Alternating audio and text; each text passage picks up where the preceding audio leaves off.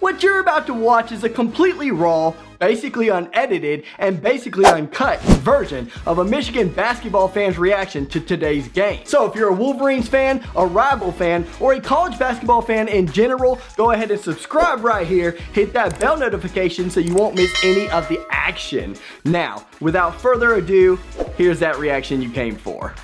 Enjoy.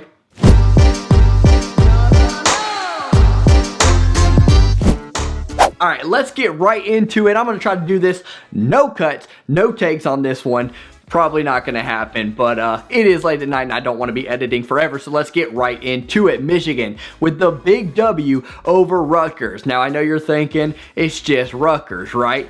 They didn't shoot well today. Rutgers didn't. They didn't really show me a lot in terms of a shooting team as a whole, but they did have a lot of grit, and when you're talking about having to go into Ohio State for the big matchup on Sunday, there you go, I already made a cut. For the big matchup against the number 4 Buckeyes, you're talking trap game all day, every day, like our boy Mark said in the chat, and it very much was that. But in the first half, not a problem at all. 36-27, Michigan takes control, really gets it going in the first half for the first time in what seems like forever, maybe one of the first times in the season as a whole. We have not been a first half team. We've been very slow starters, and we absolutely 100% have to avoid that when you're talking about the Ohio State game this coming Sunday, which we will be streaming. We'll see you there at 1 p.m.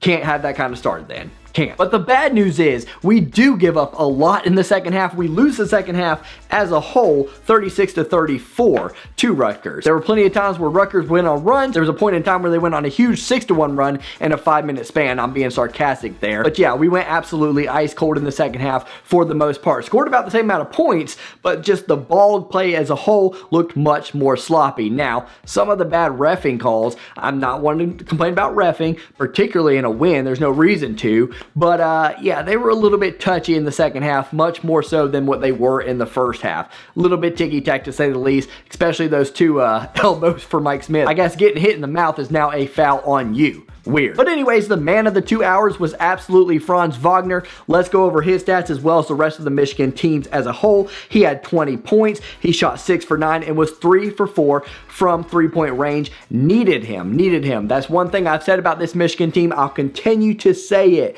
We have so many guys compared to last season that can step up when we need them. Isaiah Livers, Wagner, Hunter Dickinson down low. Mike Smith's a guy. Shawnee Brown's a guy. This team can really shoot the rock inside and out. We have a lot of different people to go to when other people are going cold. Phil, my co-host, we used to play beer pong all the time, and when he was bad, I was great. When I was bad, he was great. We really mesh well together. That's what this team does. Who else has some points today? Hunter Dickinson had 10.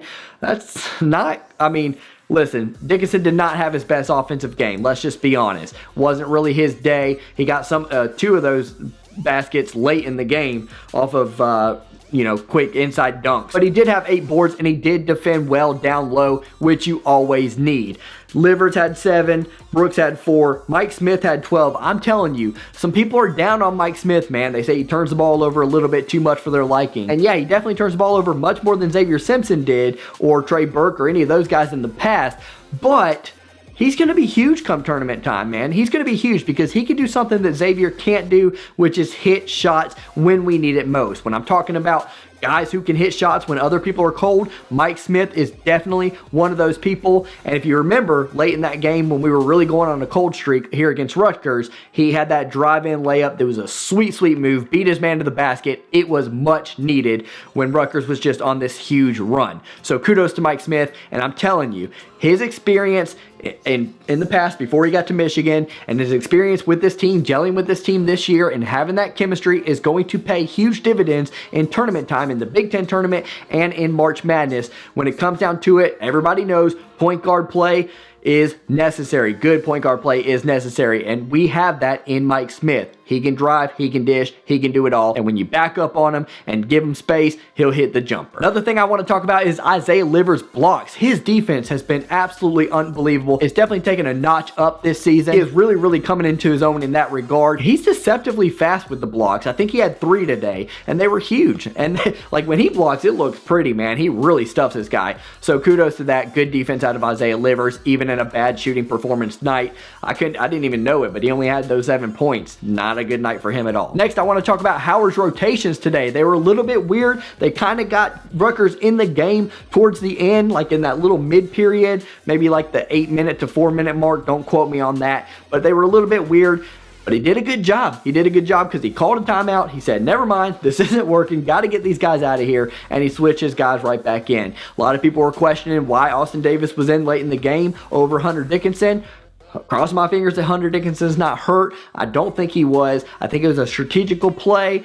Someone in the chat had said that it makes a little bit of sense because Austin Davis is, not as slow as Hunter Dickinson, although he's not exactly blazing fast, and he has a little bit more experience breaking the press than Hunter Dickinson does. That makes sense to me. Hopefully that's the case, and that's something that they've seen in practice. Either way, it worked. We did break the press pretty easily, and Austin Davis didn't do anything to hurt our team, so probably a good move there. I'll continue to say it. We've seen some good strategical moves out of Juwan Howard. I won't go into too much detail about it this time around, but last time I mentioned that we were worried about whether or not Juwan Howard could coach. Can he actually take a very talented team, which this is? We're 1 year ahead of schedule. We were supposed to be very talented and the number 3 team in the nation next season, not this season. So we're ahead of schedule. So can he take this team and lead them in the Big Ten tournament? Because I think that's the first big thing. We need to win the Big Ten tournament. That sounds kind of greedy, doesn't it? It really does. We've gotten to the point where, as Michigan fans, we're being a little bit expectant. We don't want to be that way. But we are 15-1,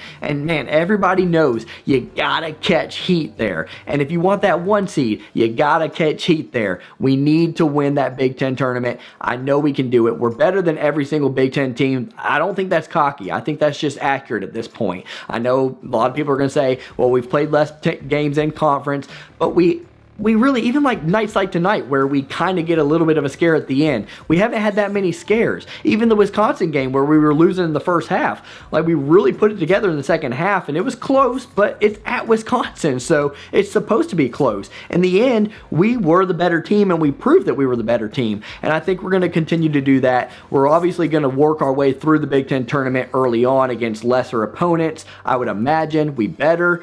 So can we finish there? It'll be interesting to see, but yeah, I really want that. In the past, we've seen, I think Trey Berkshire, the year that they went to the championship, I think we lost to Michigan State in the Big Ten championship, but still an accomplishment to get to that championship game. And then obviously the year we played Villanova, we won the Big Ten championship that year, beating Purdue in that game. So it's proven to at least get there to be huge in the past.